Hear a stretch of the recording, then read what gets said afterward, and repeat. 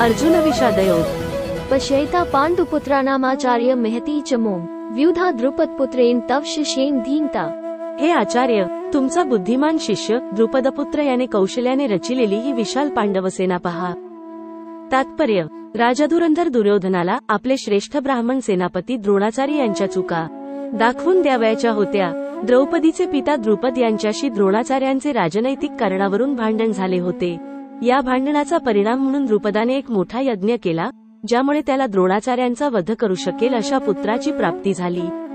द्रोणाचार्यांना याची पूर्ण जाणीव होती आणि तरीसुद्धा उदार ब्राह्मण या नात्याने त्यांनी आपल्याकडे सैनिकी शिक्षण प्राप्त करण्यासाठी सोपविण्यात आलेल्या द्रुपदपुत्र धृष्टद्युम्नाला स्वतःकडील सर्व प्रकारच्या युद्धकला शिकविण्यात मुळीच संकोच केला नाही।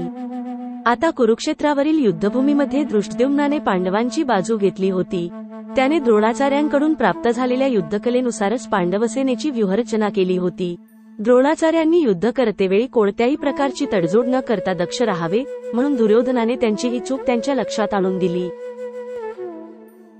यावरून त्याला हे देखील दाखवून द्यावयाचे होते की पांडव हे द्रोणाचार्यांचे प्रिय शिष्य असल्यामुळे पांडवांविरुद्ध युद्ध करताना त्यांनी कोणत्याही प्रकारचा पक्षपात करू नये। विशेषतः अर्जुन हा त्यांचा बुद्धिमान आणि सर्वात प्रिय शिष्य होता। अशा प्रकारचा सौम्यपणा युद्धात पराभूत होण्यास कारणीभूत ठरू शकतो, असेही दुर्योधनाने सूचित केले।